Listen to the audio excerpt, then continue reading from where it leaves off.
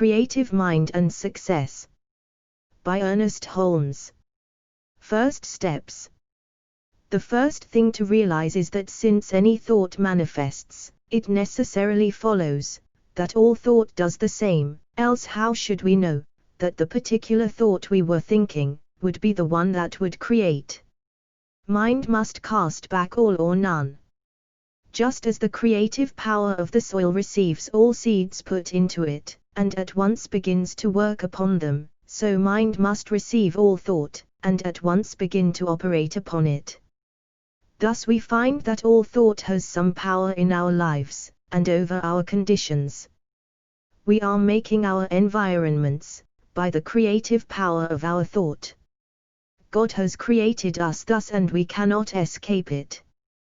By conforming our lives and thought to a greater understanding of law, we shall be able to bring into our experience just what we wish, letting go of all that we do not want to experience, and taking in the things we desire. Every person is surrounded by a thought atmosphere. This mental atmosphere is the direct result of thought, which in its turn becomes the direct reason for the cause of that which comes into our lives. Through this power we are either attracting or repelling. Like attracts like, and we attract to us just what we are in mind. It is also true that we become attracted to something that is greater than our previous experience, by first embodying the atmosphere of our desire. Every business, every place, every person, everything has a certain mental atmosphere of its own.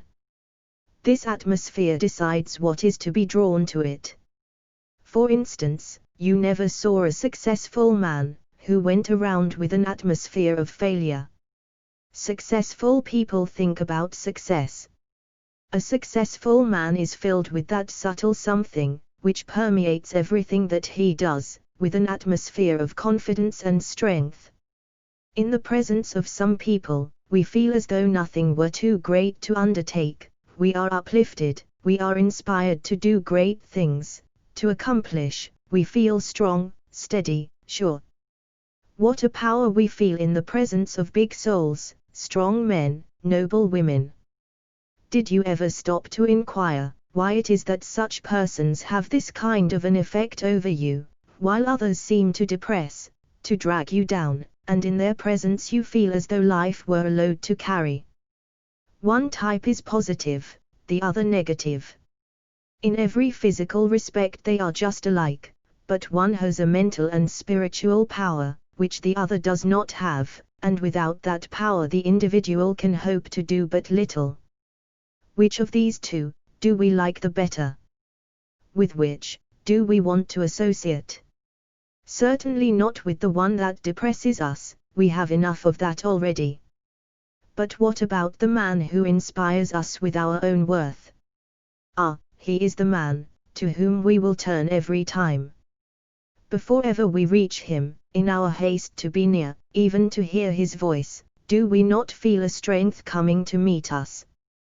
Do you think that this man who has such a wonderful power of attraction will ever want for friends? Will he ever have to look up a position? Already so many positions are open to him, that he is weighing in his mind which one to take. He does not have to become a success, he already is a success. Thoughts of failure, limitation or poverty, are negative and must be counted out of our lives for all time. Somebody will say, but what of the poor, what are you going to do with them, are they to be left without help? No, 1,000 times, no. The same power is in them that is in all men. They will always be poor until they awake and realize what life is. All the charity on earth has never done away with poverty, and never will. If it could have done so, it would have done so. It could not, therefore it has not. It will do a man 1,000 times more good to show him how to succeed than it will to tell him he needs charity. We need not listen to all the calamity howlers. Let them howl, if it does them any good. God has given us a power, and we must use it. We can do more toward saving the world by proving this law than all that charity has ever given it.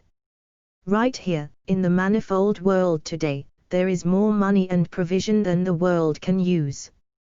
Not even a fraction of the wealth of the world is used. Inventors and discoverers are adding to this wealth every day, they are the real people.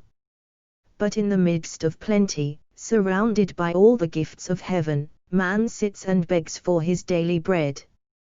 He should be taught to realize that he has brought these conditions upon himself, that instead of blaming God, man or the devil for the circumstances by which he is surrounded, he should learn to seek the truth, to let the dead bury their dead. We should tell every man who will believe what his real nature is, show him how to overcome all limitations, give him courage, show him the way.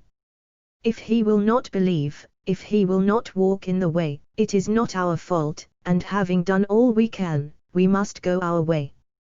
We may sympathize with people, but never with trouble, limitation or misery.